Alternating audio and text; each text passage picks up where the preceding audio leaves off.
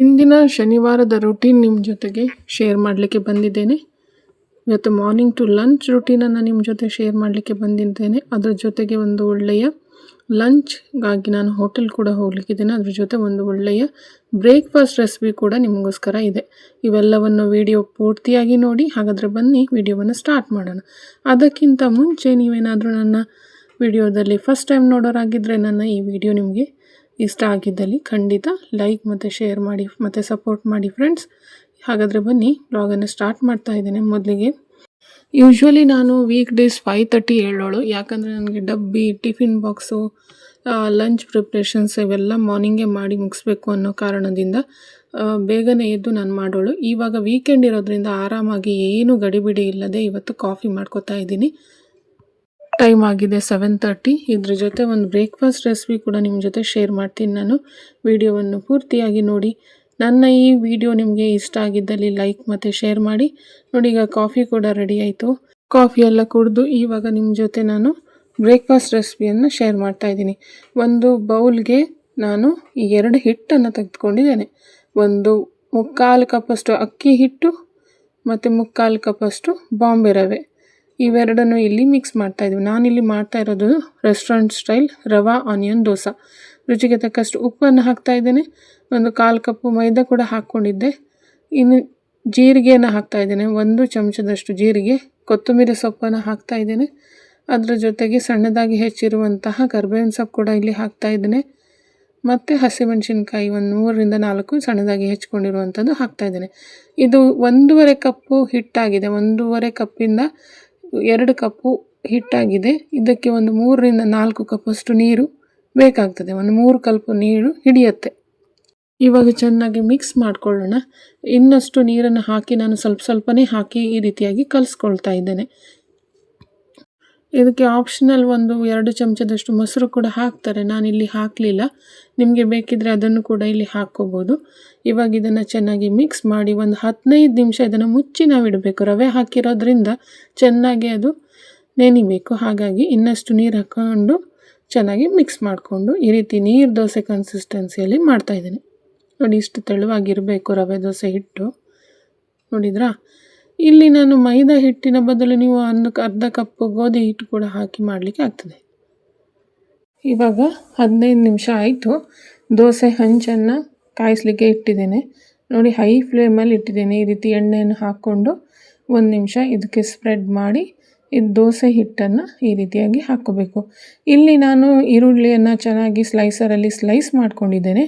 ಆ ಸ್ಲೈಸ್ ಮಾಡಿರುವಂತಹ ಈರುಳ್ಳಿಯನ್ನು ನೀವು ಡೈರೆಕ್ಟ್ ಹಿಟ್ಟಿಗೆ ಹಾಕಿದರೂ ಆಗ್ತದೆ, ಅಥವಾ ಹೋಟೆಲಲ್ಲಿ ಈ ರೀತಿಯಾಗಿ ಮಾಡ್ತಾರೆ ನೋಡಿ. ತವದ ಮೇಲೆ ಸ್ವಲ್ಪ ಈರುಳ್ಳಿಯನ್ನು ಹಾಕಿ ಅದರ ಮೇಲೆ ಹಿಟ್ಟು ಹಾಕುವಂಥದ್ದು ಈ ರೀತಿಯಾಗಿ ಮಾಡ್ತಾರೆ. ಇಲ್ಲ ಅಂದರೆ ನೀವು ಈರುಳ್ಳಿಯನ್ನು ಡೈರೆಕ್ಟ್ ಹಿಟ್ಟಿಗೆ ಹಾಕಿದರೂ ಆಗ್ತದೆ. ಯಾವುದಾದ್ರೂ ನಿಮಗೆ ಯಾವುದು ಇಷ್ಟ ಆಗ್ತದೆ ಆ ರೀತಿ ಮಾಡ್ಕೊಳ್ಬೋದು. ಇವಾಗ ನೋಡಿ, ಇದನ್ನು ಚೆನ್ನಾಗಿ ಇವಾಗ ಈ ಹಿಟ್ಟನ್ನು ನೋಡಿ ಎಷ್ಟು ಚೆನ್ನಾಗಿ ಇನ್ನೂ ದಪ್ಪ ಆಯಿತು ಅಂತ ಒಂದು ಅರ್ಧ ಲೋಟ ನೀರು ಮತ್ತೆ ಹಾಕಿಕೊಂಡೆ ನಾನು. ಇವಾಗ ಇದನ್ನು ಸ್ಪ್ರೆಡ್ ಮಾಡಬೇಕು. ನೀರು ದೋಸೆ ಥರನೇ ಇದನ್ನು ತೆಗಿಬೇಕು ದೋಸೆನ. ನೋಡಿ, ದೋಸೆ ಎಷ್ಟು ಚೆನ್ನಾಗಿ ಬರುತ್ತೆ. ಈ ರೀತಿಯಾಗಿ ಚೆನ್ನಾಗಿ ಸ್ಪ್ರೆಡ್ ಮಾಡ್ಕೊಳ್ಳಿ. ಇವಾಗ ಹೈ ಫ್ಲೇಮ್ ಇರುವಂಥದ್ದು ತವಾವನ್ನು ಸ್ವಲ್ಪ ಸಿಮ್ ಮಾಡಿಕೊಂಡು ಬೇಯಿಸಬೇಕು. ಸ್ವಲ್ಪ ಕ್ರಿಸ್ಪ್ ಆಗಬೇಕಲ್ವಾ. ಹಾಗಾಗಿ ನಾನಿಲ್ಲಿ ಕಾಯಿ ಚಟ್ನಿಯನ್ನು ಮಾಡ್ಕೊಂಡಿದ್ದೇನೆ. ನೀವು ಬೇಕಿದ್ದರೆ ಆಲೂಗಡ್ಡೆ ಬಾಜಿ ಅಥವಾ ಕುರ್ಮಾ ಕೂಡ ಮಾಡ್ಕೊಬೋದು ರವಾ ದೋಸೆಗೆ ನಂಚ್ಕೊಳ್ಳೋದಕ್ಕೆ. ನಾನಿಲ್ಲಿ ಸಿಂಪಲ್ಲಾಗಿ ಒಂದು ಕಾಯಿ ಚಟ್ನಿಯನ್ನು ಮಾಡಿದ್ದೇನೆ. ಈ ವ್ಲಾಗನ್ನು ನಾನು ತುಂಬ ಲೇಟಾಗಿ ಹಾಕಿದ್ದಕ್ಕೆ ರಿಯಲಿ ಸಾರಿ. ಇವಾಗ ಮತ್ತೊಮ್ಮೆ ಎಣ್ಣೆಯನ್ನು ಹಾಕ್ಕೋತಾ ಇದ್ದೀನಿ ಮತ್ತು ಒಗ್ಗರಣೆಯನ್ನು ಮಾಡ್ತಾಯಿದ್ದೇನೆ. ಇವಾಗ ನೋಡಿ ಎಷ್ಟು ಚೆನ್ನಾಗಿ ಬ್ರೌನ್ ಆಗಿದೆ. ಇವಾಗ ಕ್ರಿಸ್ಪ್ ಕೂಡ ಆಗಿದೆ. ಇವಾಗ ಇದನ್ನು ಪ್ಲೇಟಲ್ಲಿ ಹಾಕ್ಕೊಳ್ಳೋಣ. ನೋಡಿ ಎಷ್ಟು ಚೆನ್ನಾಗಿ ಕ್ರಿಸ್ಪಿಯಾಗಿ ಬಂದಿದೆ. ನೋಡಿ, ಕ್ಲೋಸಪ್ ತೋರಿಸ್ತಾ ಇದ್ದೇನೆ. ನೋಡಿ ಎಷ್ಟು ಕ್ರಿಸ್ಪಿಯಾಗಿ ಬಂತು. ಹಾಗಾಗಿ ಇದೇ ಪ್ರಮಾಣದಲ್ಲಿ ಮಾಡಿದರೆ ಖಂಡಿತ ಹೋಟೆಲ್ ಸ್ಟೈಲಲ್ಲೇ ಬರುತ್ತೆ. ನೋಡಿ, ಇನ್ನೊಂದು ದೋಸೆ ಆರಾಮಾಗಿ ತೆಗಿಲಿಕ್ಕೆ ಆಗ್ತದೆ. ನೋಡಿ ಎಷ್ಟು ಚೆನ್ನಾಗಿ ಬಂದಿದೆ. ಇದನ್ನು ಇವಾಗ ಕಾಯಿ ಚಟ್ನಿ ಜೊತೆ ಸರ್ವ್ ಮಾಡ್ತಾ ಇದ್ದೇನೆ. ಕೆಂಪು ಚಟ್ನಿಯಲ್ಲಿ ಕೂಡ ಮಾಡಲಿಕ್ಕೆ ಆಗ್ತದೆ. ನಿಮಗೆ ಇಷ್ಟ ಇದ್ದರೆ ಕೆಂಪು ಚಟ್ನಿ ಕೂಡ ಮಾಡ್ಕೋಬೋದು. ಇವಾಗ ನಮ್ಮೆಲ್ಲರ ಬ್ರೇಕ್ಫಾಸ್ಟ್ ಕೂಡ ಆಯಿತು. ಇವಾಗ ನನ್ನ ಮಗ ಹೇರ್ ಕಟ್ ಮಾಡ್ಕೊಂಡು ಬಂದ. ನೋಡಿ, ಕ್ರೇಜಿ ಕಟ್ ಅಂತೆ ಒಂದು. ಏನೋ ಒಂದು ಹುಚ್ಚಿಡ್ದುಬಿಟ್ಟಿದೆ. ಏನೋ ಒಂಥರ ಸ್ಟೈಲ್ ಕಿಂಗ್ ಅಂತೆ ಅವನೇ ಹೇಳ್ಕೊಳ್ಳೋದು. ತುಂಬ ಖುಷಿ ಅನಿಸುತ್ತೆ ಅವನು ಈ ರೀತಿ ಮಾಡೋದು ನೋಡಿದರೆ. ನೋಡಿ ಎಷ್ಟು ಚೆನ್ನಾಗಿ ಕಟ್ ಮಾಡ್ಕೊಂಡು ಬಂದಿದ್ದಾನೆ. 15 ನಿಮಿಷ ಇದೇ ರೀತಿ ಕನ್ನಡಿ ಎದುರುಗಡೆ ನಿಂತ್ಕೊಂಡು ಈ ರೀತಿ ಕ್ರಾಪ್ ಮಾಡ್ಕೊಳ್ಳೋದು. ಡೈಲಿ ರೂಟೀನ್ ಆಗಿಬಿಟ್ಟಿದೆ ಒಂದು. ಇವಾಗ ನೋಡಿ ಈ ರೀತಿ ಎಲ್ಲ ಸ್ಟೈಲ್ ಮಾಡೋದಕ್ಕೆ ಕಲ್ತಿದ್ದಾನೆ. ಇವಾಗ ನಾವು ಹೋಗ್ತಾ ಇದ್ದೀವಿ ಲಂಚ್ ಮಾಡೋಣ ಅಂತ ಹೋಟೆಲ್ ನಂದನಕ್ಕೆ ಹೋಗ್ತಾ ಇದ್ದೀವಿ, ಆಂಧ್ರ ಸ್ಟೈಲ್ ರೆಸ್ಟೋರೆಂಟ್. ಅಲ್ಲಿ ಏನೆಲ್ಲ ತೊಗೊಂಡ್ವಿ ಅಂತ ನಿಮ್ಮ ಜೊತೆ ನಾನು ಶೇರ್ ಮಾಡ್ತಾ ಇದ್ದೇನೆ. ನಂದನ ರೆಸ್ಟೋರೆಂಟ್ ಬಂದು ತುಂಬ ಕಡೆ ಇದೆ ಬೆಂಗಳೂರಲ್ಲಿ. ನಾವಿಲ್ಲಿ ಹೋಗ್ತಾ ಇರೋದು ನಾಗರಬಾವಿ ಬ್ರಾಂಚ್ಗೆ.